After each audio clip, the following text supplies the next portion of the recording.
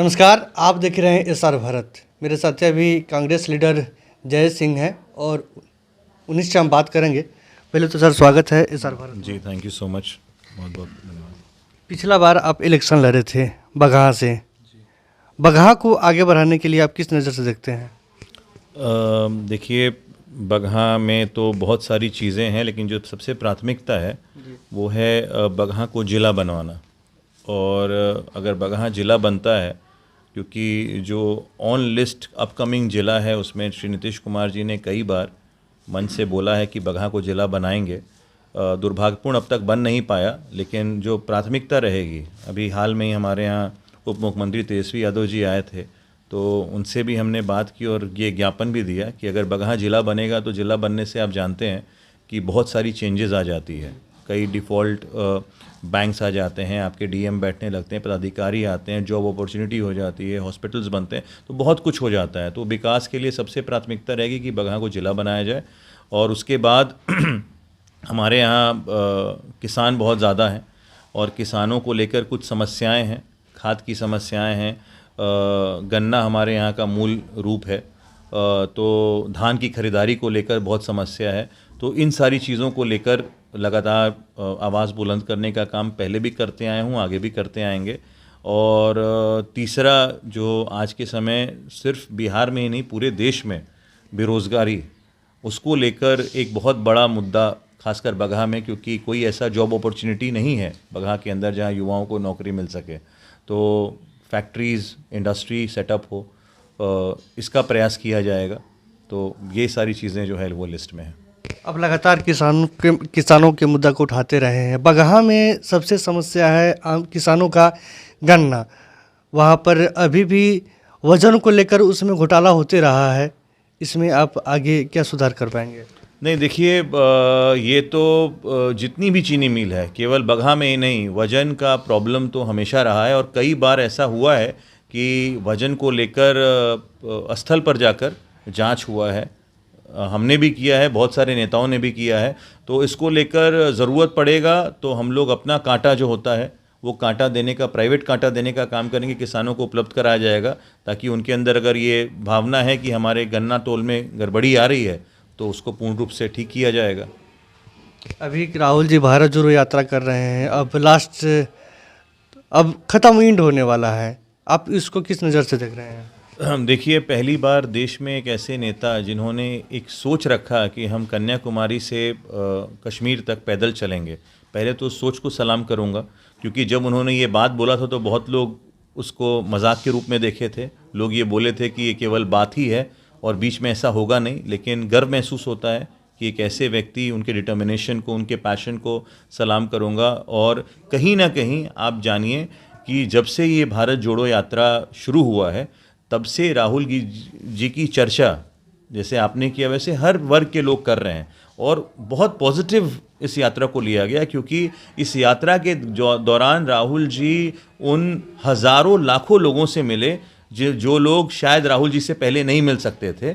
और on the route towards his mission उन्होंने कई किसानों की मुद्दों को सुना, कई बेरोज़गारों के मुद्दों को सुना, कई ऐसे टीचर्स थे, कई ऐसे महिलाएं थीं जिनका अपना पर्सनल, अपने वार्ड के प्रॉब्लम्स वो अपने राहुल जी को जाकर बताए, जो कि उनके लिए भी बहुत बड़ी बात थी। और राहुल जी को भी एक एक्सपीरियंस मिला कि हाँ देखिए, इतने सारे प्रॉब्लम्स हैं देश के अंदर और कहीं ना कहीं हम लोग को और मजबूती से काम करने की ज़रूरत है।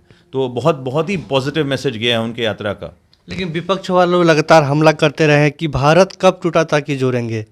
एक सवाल लगातार विपक्ष के द्वारा हमला किया जा रहा है। जी देखिए, ये विपक्ष का तो काम है, नेगेटिव नोशंस उनके दिमाग में रहता है। बट ये भारत तोड़ना या जोड़ना, भारत जोड़ो का मतलब ये है कि किस तरह हर एक व्यक्ति से दिल से आदमी जुड़े, प्रेम की सद्भावना लोगों के बीच जाए। आज जो माहौल है, आप मानिए नहीं मानिए, आज डिवाइड एंड रूल, हम लोग जहाँ भी जा रहे हैं वहाँ जाति धर्म इसकी बातें हो रही हैं, जो कि देश को तोड़ने का काम कर रहा है। तो भारत जोड़ो का मतलब है कि ये भारत स्वतंत्र देश है, यहाँ जीने का हर व्यक्ति को हक है और कहीं ना कहीं अपने लोगों को जाकर वो प्रेम देना। आप देखे होंगे कई यात्रा के दौरान राहुल जी कई बुज़ुर्गों को गले लगा रहे हैं, उनका आशीर्वाद ले रहे हैं, कई बच्चियां उनको चीक्स पे किस कर रही हैं।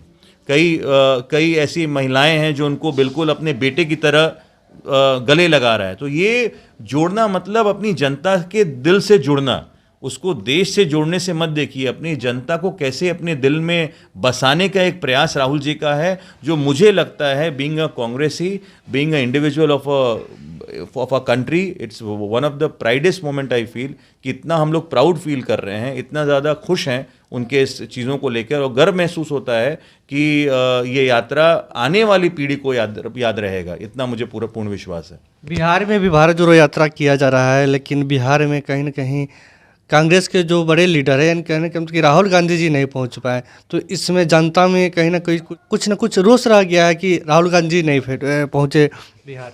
जी, देखा जाए बिहार में जो पदयात्रा हो रही है वो हमारे नेता माननीय अखिलेश प्रसाद सिंह जी के नेतृत्व में हो रही है, और बिल्कुल जैसा कि जिस तरह से राहुल जी ने भारत जोड़ो यात्रा किया, तो ये सोच बिहार की जनता के अंदर आई। बहुत अच्छी बात है कि राहुल जी को आना चाहिए, और क्योंकि राहुल जी का भारत जोड़ो यात्रा चल रहा है, और एक यात्रा जो कन्याकुमारी से शुरू होकर कश्मीर में ख़त्म होना है, वो तो नॉर्थ टू साउथ जाएगा या साउथ टू नॉर्थ जाएगा, उसको आप ईस्ट वेस्ट तो ला नहीं सकते। तो कहीं ना कहीं बहुत ऐसे प्रदेश हैं जो छूटे हैं, लेकिन हमारे जो बिहार के नेता हैं अखिलेश प्रसाद सिंह जी, उन्होंने ये बोला है हम लोगों को, बल्कि सारे कार्यकर्ताओं को और जनता से उन्होंने बोला है, क्योंकि जब हम लोग पदयात्रा कर रहे थे बांका, भागलपुर वगैरह में जब पदयात्रा की है, खगड़िया, तो वहाँ पर ये बात सामने आई कि भाई राहुल गांधी कब आएंगे।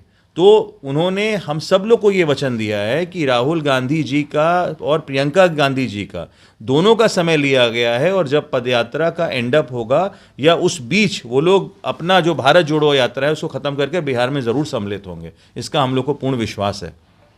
पठान मूवी को लेकर लगातार विपक्षों द्वारा बोला गया कि बाइकआउट होगा, लेकिन क्या पठान मूवी बाइकआउट, इसको आप किस नज़र से देखते हैं?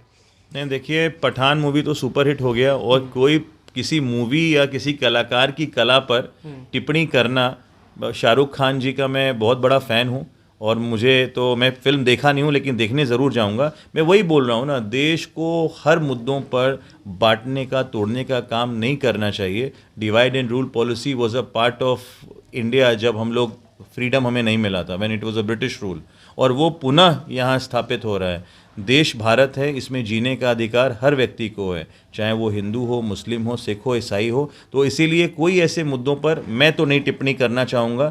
पठान की पूरी टीम को मेरी गुड विशेज़ हैं, और शाहरुख खान जी को देश ने ही इतना नाम दिया, जो भी उसमें एक्टर्स हैं, तो मुझे लगता है कि पठान फिल्म को राजनीतिक मुद्दा बनाना, ये उन लोगों के लिए मुझे लगता है वेस्ट ऑफ टाइम है। इन तरह के बात को नहीं, मीडिया को भी नहीं चर्चा में लाना चाहिए, और आप लोग से भी अनुरोध करूंगा कि ऐसी चीज़ों को निगलेक्ट कीजिए। ऐसी चीज़ें लोगों का समय भी बर्बाद करता है, और मुझे नहीं लगता कि शाहरुख खान को कोई फ़र्क पड़ने वाला है, क्योंकि वो इतना टैलेंटेड है, और आगे भी उनकी फिल्में आएंगी और वो हिट होंगी।